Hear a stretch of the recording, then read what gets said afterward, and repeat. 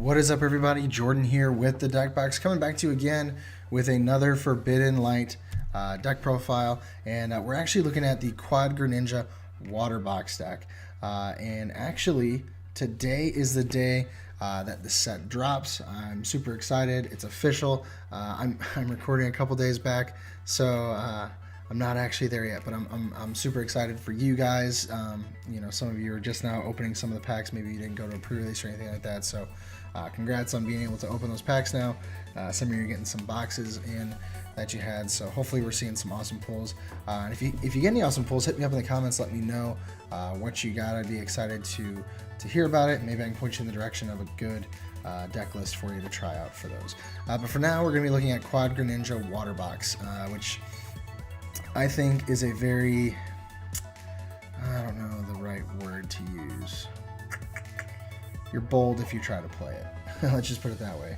It could be interesting. I'm not entirely sure how it's going to work out, but I am excited to give it a shot. So I'm going to hop into this list, but as usual, timestamps are available in the description, so please be sure to check those out if you want to maybe speed ahead to certain portions of the video. If not, feel free to stick around, hang out with me. I would greatly appreciate it. So hopping right in, no frog puns intended, we are looking at our Greninja line. And yes, I know this is very, very bulky and hopefully not too clunky of a line, simply because it is a stage 2. Typically, we don't run all, don't run all potential 4 cards in the middle there on the stage 1, and we usually will run a rare candy. That's not the case here. With this deck, you kind of need the middle stage there to do some additional damage. We'll talk about that here. But real quick, I want to talk about Froakie. So I've talked about this in some previous videos. I think when I did the Zoroark Greninja one, I talked about the differences between the Froakies we have. We of course have the Froakie that does bubble with 60 HP. We have a new Froakie that has 50 HP, and its ability is if you touch water energy for your treat. That's garbage, don't use it. And then we have this new one that has 70 HP. I'm choosing to go with the 70 HP one for now, simply because if I go first, I'm going to have this guy in the active. I can't bubble your Buzzwole before you strong energy Regirock knock me out. And hopefully you don't get your Diancie. If you get your Diancie, I'm done, whatever. Then you'll be doing 70 HP or 70 damage, but if you're only doing 60, then I'm still alive. So that's why I'm choosing to go with this Froakie as opposed to the other Froakies. Then moving on, we have the new Frogadier from this set, and I'll have to read off what he does just to make sure I read it correctly. So the ability, Quick Shuriken, when you play this card from your hand to evolve one of your Pokemon during your turn, you may put 2 damage counters on one of your opponent's Pokemon. So we get some snipe here, which is really nice. And we could potentially get 4 snipes all at once, just 20, 20, 20, 20. And if it's early enough in the game, maybe they haven't evolved something up, you could be knocking out a Zoroark, you could be knocking out an opposing Froakie, Eevee, whatever. Or you could be just tacking on 80 damage to a Buzzwole, which is it's a pretty good amount. You're taking down their Buzzwole, or you're not taking it down right away, but you're doing 80 to it, and it puts it in range of a knockout in the future. So that's really nice. It has this attack that does 20 damage. Whatever. But then moving on, we do play 4 Greninja GXs, and this is pretty similar to Frogadier, except a whole lot better. So it has the ability Wind Shuriken, does the same thing as Frogadier's ability, except you put 3 damage counters as opposed to 2. So it kind of beefs up from there, so potentially 120 between the 4 of them. It's pretty solid. Now the downside to this, and I have had questions about it, this versus Decidueye. This is an ability that's worked before. We saw it in bats. Now it is different because this is now the main attacker of this deck, so it's yet to be seen how it will work out. But you're doing these, you're putting down these abilities right then and there, and then you should be attacking and potentially taking knockouts. That's kind of the target. That's the goal. And I've paired it with some other decent attackers, so I think it should work out pretty well. But it'll be interesting to see. Then it has this attack, Haze Slash for Water, DCE, 110 damage. You may shuffle this Pokemon and all cards attached to it into your deck. So you're able to recycle it back into your deck, so you can potentially use these abilities again. And, you could be getting hit by something for 200, 210 damage, 220 damage, not being knocked out, use this attack, all that damage is gone. That's awesome. Decidueye couldn't do that. That kind of helps us out a little bit, if he's at risk being knocked out. just use that attack, shuffle them back in. Or maybe your opponent has to take 2 prizes, and you shuffle him back in, and then he's down to only being able to take 1, and it kind of slows him down or something. Who knows? There's all sorts of different options that could happen. And then the GX attack, Water DCE as well, Shadow Assassin, GX. This attack does 130 damage to one of your opponent's bench Pokemon. This is awesome because you're able to snipe for 130 damage. And yes, I know that doesn't like one-shot a GX or anything crazy, but what it can do is it can work in conjunction with these abilities where you're sniping the bench for 20, you're sniping the bench for another 30, maybe you get a couple of those 20s, so that's 40, 30 with, your Greninja when you evolve it, that's 70, then you snipe it for 130, that's 200. You could be taking down a Buzzwole on the bench, which is just insane. You could be taking down a Lycanroc on the bench, a Espeon, Sylveon, Glaceon, whatever. You can do that. Or maybe you're down to 1 prize and they're protecting their 1 prizers on the bench. They're Rangaroos or some other stupid little card.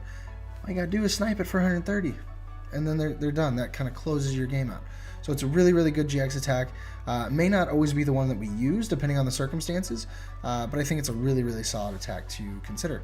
And then this time around, I did choose to include one of the Greninjas from Breakpoint, just for that Shadow Stitching attack, does 40 damage, and until the end of your opponent's next turn, each Pokemon your opponent has in play in his or her hand and in his or her discard pile has no abilities. So no Zoroarks, no Lele's, no Octilleries, Rangaroos, things like that. So potentially a good option. Maybe stall something in the active, poke it a few times, and prevent them from having their abilities. That's a good thing to do throughout the game. Maybe take a prize or 2 with this guy. More often than not, you're probably going to want to evolve into the GX Greninja though, just to do that additional damage. It really just depends on the circumstances. Then from there, these are some kind of like secondary Pokemon, but I think they'll also help early in the game. So I do choose to I do choose to play 2 Lapras GX, simply because I want a really strong Pokemon in the active to start the game. That way my Froakies are free to kind of build up on the bench, up into Greninjas. They can be sniping. Lapras can be used and collect the first couple turns, and then potentially use Blizzard Burn from there, do 160, 190 of the Choice Band, plus that snipe. So I think having Lapras in the active and the Greninjas on the bench just kind of doing that additional damage is really, really solid. Then from there, you do have Ice Beam GX. You're able to do 100 damage, and you paralyze your opponent's active Pokemon. That's really great. You can 2-shot something, basically. Or again, if that's just the right number with the snipes. And you use Blizzard Burn your last turn. You can use Ice Beam this time with some snipes and take a knockout. So I think that's a really good attack to start with, or a good attacker to start with in this game. So yeah, that's why I chose to include 2 of those. Then from there, I did choose to include 1 Glaceon EXs for a couple reasons. One, it has a different weakness from Greninja and from Lapras. They're both weak to grass, which is no good. So I chose to put a Glaceon in because it is weak to metal. Not a ton of that going around, and if there is, it's just 1 card in my deck, not all of them. And really the main attack we're looking at here is Crystal Ray. During your opponent's next turn, prevent all damage done to this Pokemon by attacks from evolution Pokemon. So there's Zoroarks, they're Galicipods, they can't hit you, they're Lycanrocs, they're Greninjas, they can't hit your Glaceon. So that's pretty good. They have to Guzma out of it, or they have to use a basic Pokemon. There's a lot of evolution Pokemon currently in this format, so I figured, tossing in 1 Glaceon would actually be a decent consideration for this list. And yeah, I mean, 70 damage, not terrible. Choice Band 100, and then you got the snipes, so it builds up from there. Every attack in this deck inherently gets better just because of the snipes. So I'm really, really happy with that inclusion of Glaceon EX. Then from there, I include 1 Volcanion Prism Star, has 160 HP, basic Pokemon, water, and then the ability Jet Geyser. This is really cool. Once during your turn before you attack, you may discard a water energy from your hand. If you do, your opponent switches their active Pokemon with one of their bench Pokemon. So kind of a downside of the ability, it just says that they switch it. It does not say that you get to pick. If you got to pick which one, it would be insanely good, because you'd just be like, okay, basically Lysander that up, I'm gonna take that knockout, whatever. But it still gets their attacker out of the active that they want out there. Potentially, it could stall them, kind of mess them up. Maybe everything on the bench is a much easier knockout than what's in the active. Maybe the only thing they have on the bench is something that can't really attack. You know, it's something like an Octillery and a Rangaroo, and it's kind of useless. So there you go. It's going to stall things pretty easily. Plus, you could stall something in the active. You could take knockouts on whatever comes up. It just really depends on the situation. I see a lot of utility with this ability, not only to stall your opponent, but it gets your water energies into the discard pile, so you can use your Aqua Patches and cycle through your energy a little bit quicker. Sorry guys, my nose is itching for some reason. Then from there, you have an attack that's actually pretty solid as well. Again, kind of going with the sniping. For 3 water, Sauna Bomb does 100 damage, and then this attack does 20 damage to each of your opponent's bench Pokemon. That's pretty solid. I mean, you're looking at a deck that inherently has sniping paired with the 20 damage, plus the 100 to the active, maybe Choice Band 130. So you're spreading damage all around, you're sniping, you're doing all these things, and oh hey, I don't want you to attack with that guy anymore, so we're just gonna switch him with something. So this is a really, really good card. Downside, of course, Prism Star, you only get one. So that's something you just have to be really careful with how you play this card. How early you put it out and what you put it out against. Moving on from there, of course, 2 Tapu Lele, pretty standard. Basically for the Wonder Tag ability to be able to get our supporters, draw through our deck, and get set up. Then from there, these are our initial draw supporters. I have a couple more later on that I'll talk about. They're just a little different than normal. But the reason it's so low of a count is because of this later supporter. So 3 Cynthia, 1 N, 2 Sycamore. I bumped up the Sycamore this time because I want to be able to discard some water energies, get those in the discard early on, and Sycamore will definitely help me with that. Then from there, I played 2 Bridget. This is to get my Froakies out as quickly as possible, maybe a Lapras, something like that. Maybe my Volcanion, depending on the circumstances. So that's why I played those.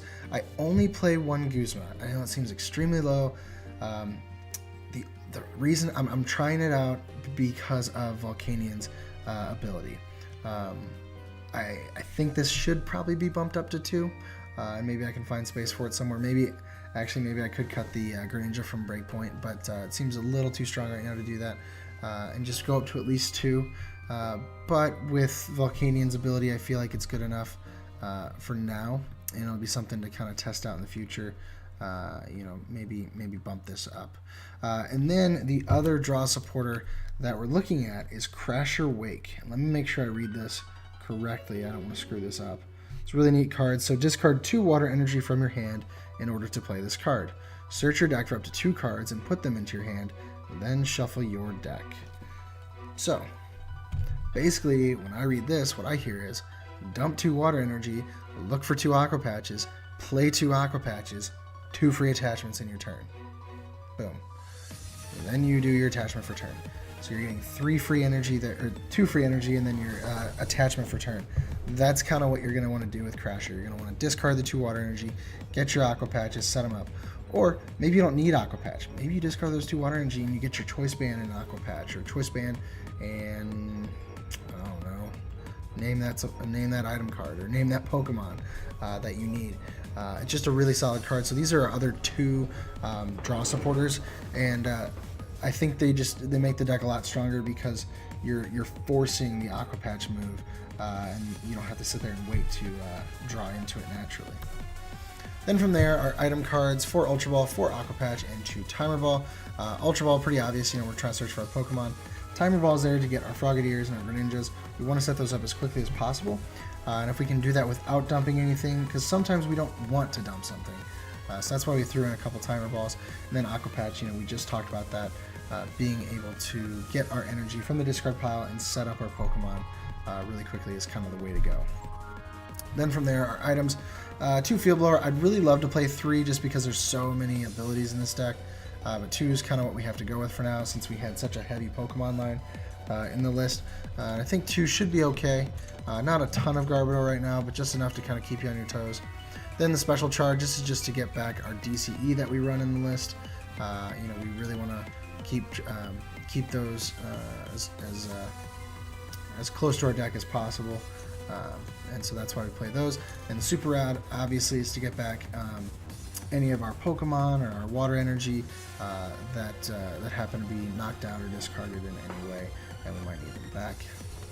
And then something else I forgot to mention real quick with that special charge, we also are trying to get our splash energy back as well so that we can keep those attached to our Greninjas, because we don't, if they're knocked out, we obviously want all those cards to come back to us so we can replay them.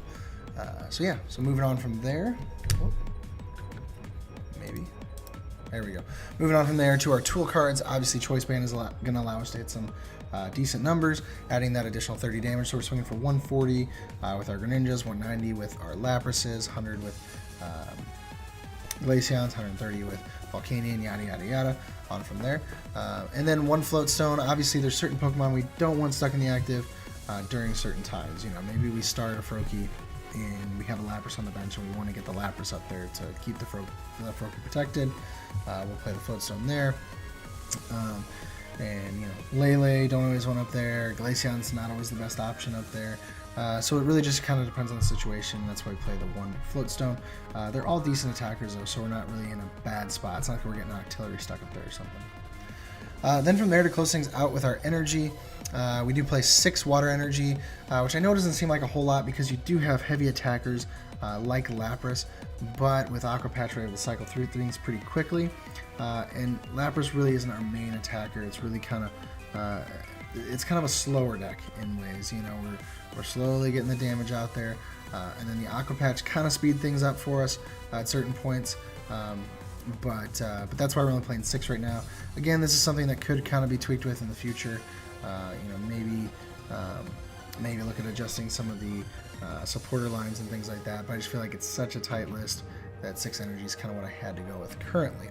Then for DCE, obviously, Greninja requires DCEs for its attack, and maybe that's something to change up in the future. Maybe just play straight water, because the majority of the Pokemon require water energy, but Glaceon requires a DCE, and Greninja requires a DCE, so I feel like that's just the better option to go with, is to stick with playing the 4 DCE in there.